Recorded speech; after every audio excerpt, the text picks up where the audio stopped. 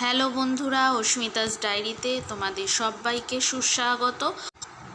আঁচলে ডবল পাড় বসানোর পদ্ধতিটিও ভিডিও নিয়ে আমি তোমাদের সামনে চলে এসেছি অস্মিতাস ডায়েরিতে।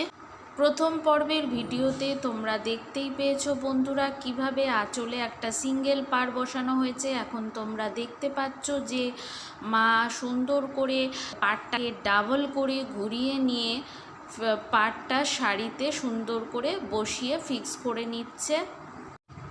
তাহলে তোমরা দেখে নাও শাড়িতে কীভাবে ডবল পাড় বসিয়ে ফিক্স করে সেলাই করে নিতে হয়। বন্ধুরা তোমরা দেখতেই পেলে আঁচলের দিকটায় কিভাবে ডবল পাড় ফিক্স করে মা সেলাই করে নিল। এখন শাড়ির প্রধান কাজই হচ্ছে যে যখন শাড়িতে পাড় লাগানো হবে তখন পাড়ের মুখগুলোকে ভালো করে মেরে নিতে হয়, না হলে পরে ভবিষ্যৎ